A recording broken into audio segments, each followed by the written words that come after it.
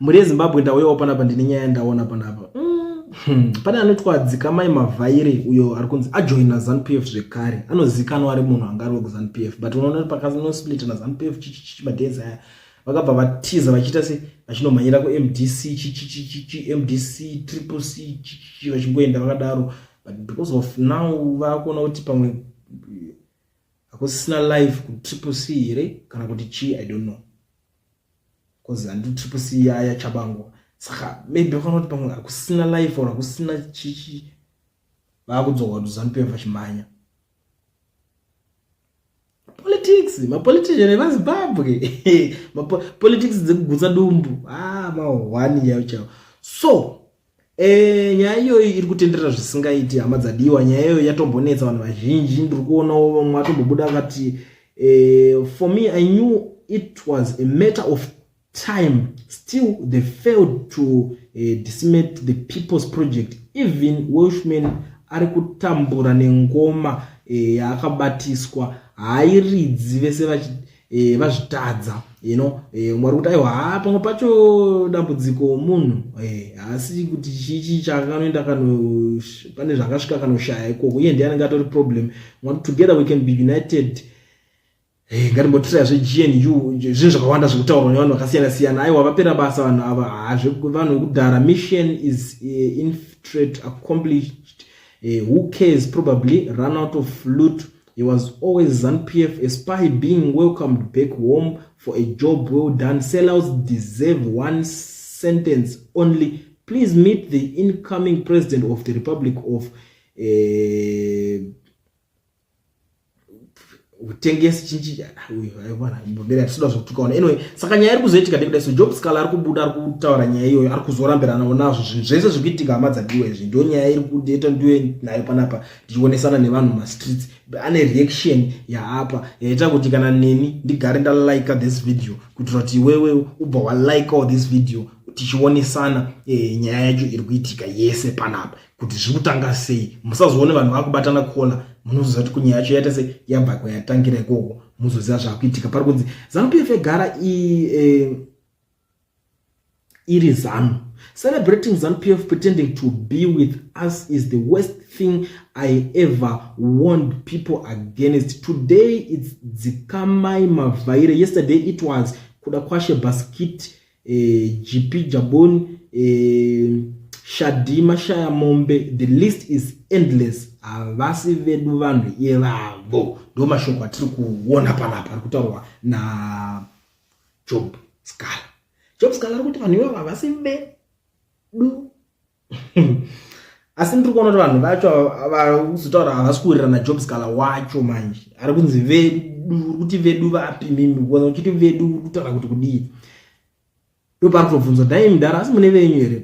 This is exactly what kills an idea of the formidable opposition, thinking you own people. People are moved by ideas that work, initiatives that are implemented, and policies that speak into their lives, not kungomuka uchiti vanhu vedu. Using Dela as ZanuPf, it humble people come back to the fold. You years removed from student politics.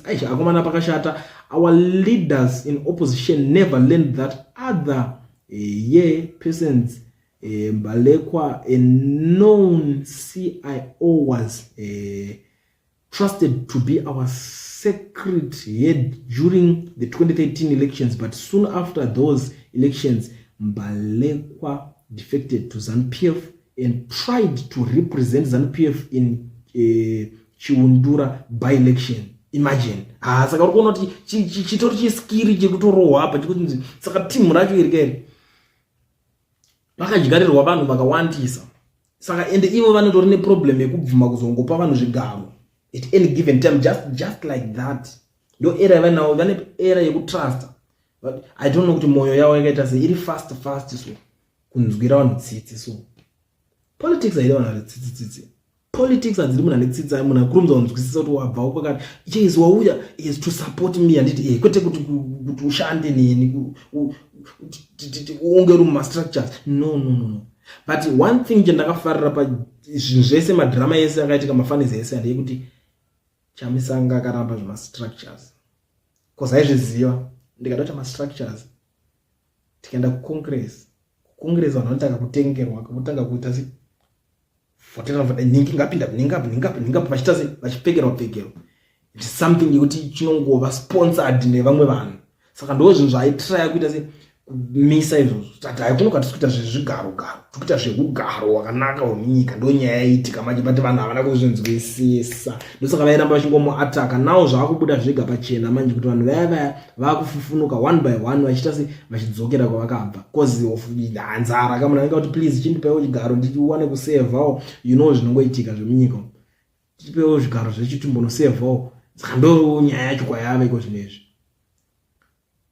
Umwe kubuda panapa ari kuti mukangoziva chirungu chekuti once a ZanuPf is always ZanuPf hapaite neutral ground or change get tinova nekudzikamisa hana zvakanyanya urikuona nyaya yacho ani maungoziva izvozvo chete munemoto right. Douglas Monzora was vilified and called a sellout for raising these critical points at the end of the day. Rinamanyanga ariputirwa mumwe wakutaura kuti Dag akambozvitaura nyaya but akabvanzi mutengesi wemunhu.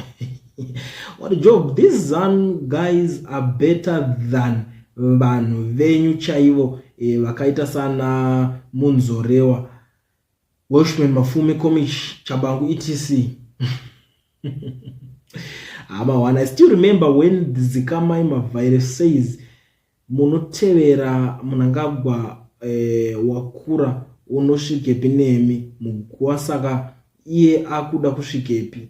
It's politics, guys. That's why I'm always here. Kana muchinyatsondinzwisisa inini ndine zvimwe zvinhu zvekuti chero zvakaitwa nani ndinotozviramba kuti no this is rubbish. Chero pakatotaurwa zvimwe zvinhu ndotokudza kuti zvinhu zvinotaurwa nemapoliticians ezvo musanyanya kupinda personal, musazvitora nemoyo because unozorwadziwa mangwana uchiona vachiwirirana vachitamba vese unozonzi vari kuita business vese vari kuita deal vese. Saka it's something chekuti hachifanira kutorwa serious. Ndo zvandogara ndiudza vanhu but ivo vamwe hamuzvinzwisisewo it's fine.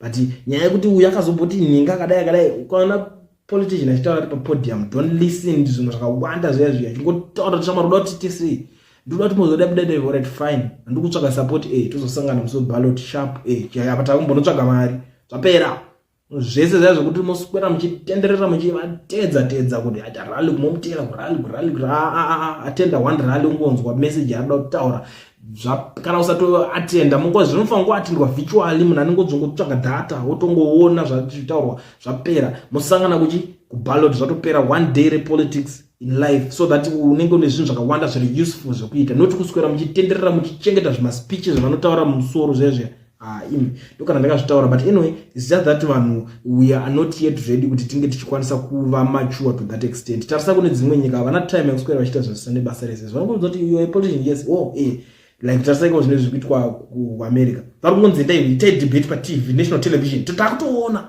itori rally pachayo iri kutoitwa iwo here and there vanozoitawo marallies but it's not something ndekuti mungatoswerera muchida kuzvitora serious something ndekutoti munonzi chimboya imende pamberi mumboshandira mari yenyu. It's like entertainment now. Vanhu makaswera muchiseka vanhu mwachanzi ari chidya kitsi dzedu nembwa dzedu mungatoswera muchiseka pakaipa mwari kuti panapa everyone who was once a Zan cannot be trusted in high office of the opposition. It's learning curve. Never should we allow them to be on the higher table. If they want to join struggle, then they should foot soldiers only. Amen.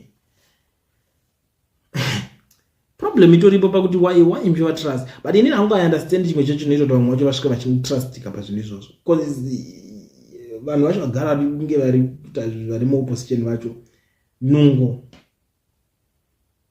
nzara zvizhinji so these guys vanobva uko vachibva kuZanuPf kana chero akanzi atumwa watengwa anouya achiratidza tomaresources so pakanzi chero pakanzi panoita musangano ane kamota kake mudaida kupi otokutakurai kuti vanotijairira mani iye chero atumwa saka something chekuti I think in Zimbabwe chikuti cause some politics Zimbabwe chikuti cost enhamo nzara chaicho haikukosta because these guys vanozongosvika vachingonopinda mapositions iwayo. Imagine kuti anosvika muchitanga unokambena atana nemacampaign madoor to door, vanhu vese achifamba nemimi okutengere chikafu zvimwe zvokuti hazvizosvike kune mamwe maleaders ari kumberi. Munhu angoti ningi ndiye ngatitungamirire, tarisai anomira nesu anta nesu zvese, chero iwe ukada kutosumuka muchallenge unongochitoti but it's fine ari bo.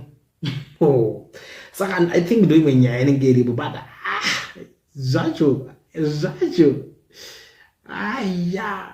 ungari kuti it's not like that. Imagine being in opposition uchiramba luxury in ZanuPf only for opposing to be so disjoint, zvinopedza power.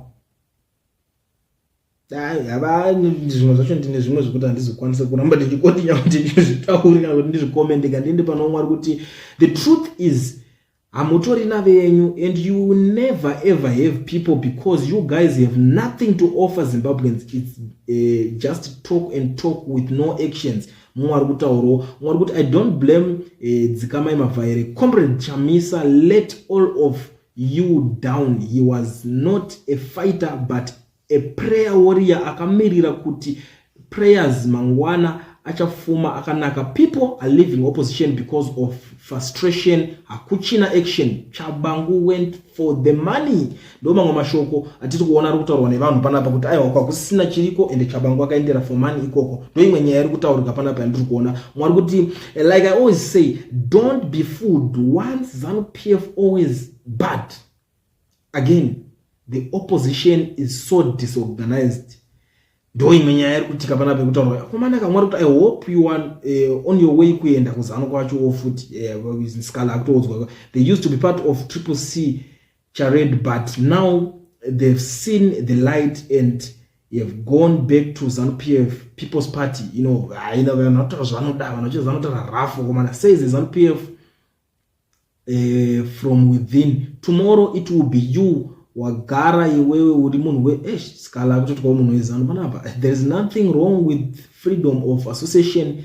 The issue is people spending time pretending to be within a certain group when in actual fact they aren't. The opposition is so weak and careless when it comes to these issues of infiltration. Look where we are now. If they come again, don't allow them to get any posts, rather use them to mobilize or to do the donkey work for the party, like delivering party regardless. I don't think they will come back. These guys vakatrainer. Vanhu desperate to the extent that amboya adzokera vakatrainer. Zvavanoita anotonzi kwamboya ava mangwana panonzi pakuya vamwe kunouya rimwe group futi pinda mukati mevenyumo.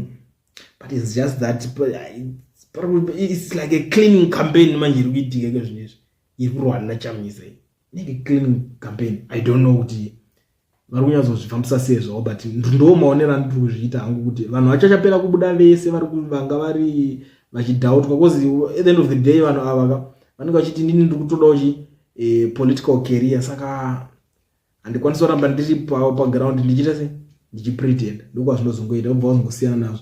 Mwari kuti aiwa honorable imi muri vepi chaizvo from MDC 99 to this new baby munenge muchida kuita sei?